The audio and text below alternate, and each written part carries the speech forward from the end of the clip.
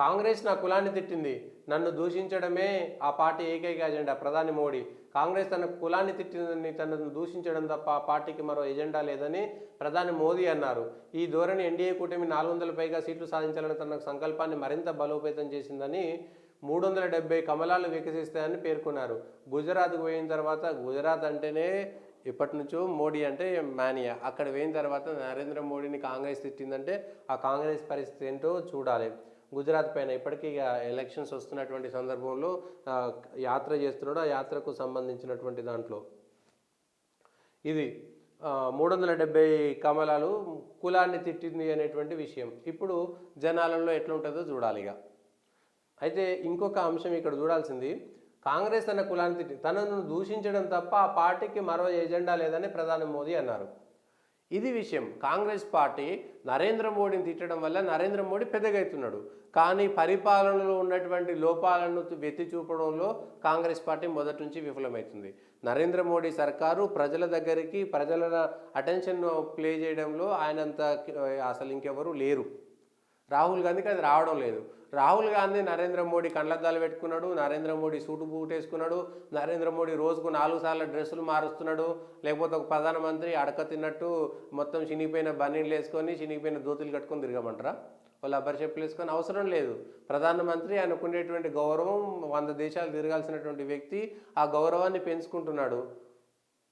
అదే ఆయన వేసుకునే డ్రెస్ల వల్ల వేల కోట్ల రూపాయల ప్రభుత్వ ఖజానా ఎక్కడ పోవట్లేదు.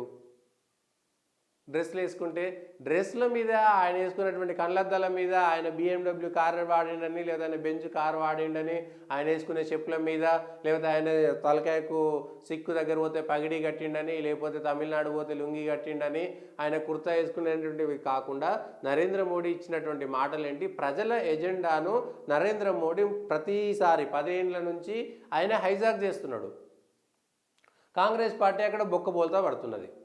సరే, ఎక్కడో ఒక చోట అడపదడప వచ్చేటువంటి వేరు విషయాలు, రాష్ట్రాలకు సంబంధించినటువంటి ఎన్నికలు. కానీ కేంద్రంలో మళ్ళీ 2024కు సంబంధించినటువంటి ఎజెండా నరేంద్ర మోడీ సృష్టించినటువంటిది. ఆయన పెట్టినటువంటి ఎజెండాలో కాంగ్రెస్ ఆ ట్రాప్లో పడిపోతున్నది తప్పితే, నిజంగా మోడీని, ఆ సర్కార్ను ఓడగొట్టాలంటే నరేంద్ర మోడీని తిడితే జనాలు ఆయనను మెచ్చుకుంటున్నారు. అరే, ఆయన సొంత ఇల్లు లేదు, లేకపోతే ఆయనకు కుటుంబం లేదు, ఆయన అవినీతి చేస్తలేడు, అంబానీ అదానీ దేశానికి సంబంధించినటువంటి వ్యక్తి, ఆ అంబానీ అదానీ కాకపోతే ఇంకో ఎల్లైనో పుల్లైనో మళ్ళీ ఇంకొక ఆయన వస్తాడు ఆడికి, ఆ ప్లేస్లకి. ఎవరో ఒకరు వ్యాపారం చేసేటువంటి వాళ్ళు వస్తారు. ఒకప్పుడు టాటా బిర్లాలను తిట్టిరు, ఆ తర్వాత అంబానీ అదానీని తిడుతురు. మన దగ్గర, మన ఆంధ్రాలో, తెలంగాణలో ఉండేటువంటి అనేక మంది వాళ్ళు వేల కోట్ల రూపాయల టర్నోవర్ ఉన్నది. అంబానీ అదానీ ఎక్కడిది?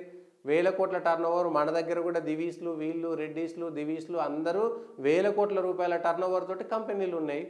వాళ్ళకు కూడా కేంద్ర ప్రభుత్వం రాయితీలు ఇస్తున్నది, వాళ్ళకు కూడా కేంద్ర ప్రభుత్వం మద్దతు తెలుపుతున్నది. అవసరం మేరకు రాష్ట్ర ప్రభుత్వాలు కూడా మద్దతు తెలుపుతున్నాయి. అంబానీ అదానీలు ఇట్లా ఎజెండాను మాత్రం క్లియర్గా నరేంద్ర మోడీ హింట్ ఇచ్చినట్టున్నది కాంగ్రెస్కి. మీరు నన్ను తిడితే ప్రజలు అనవసరంగా నాకే ఓటేస్తారు, నన్ను తిట్టకుండా ప్రజల ఎజెండాను మార్చుర్రి అన్నట్టుగా ఒక మాట క్లియర్గా అర్థమవుతున్నది. సో మరి నరేంద్ర మోడీని ఇప్పుడైనా 2024 ఎదుర్కోవడానికి ఏం చేస్తారో చూడాలి.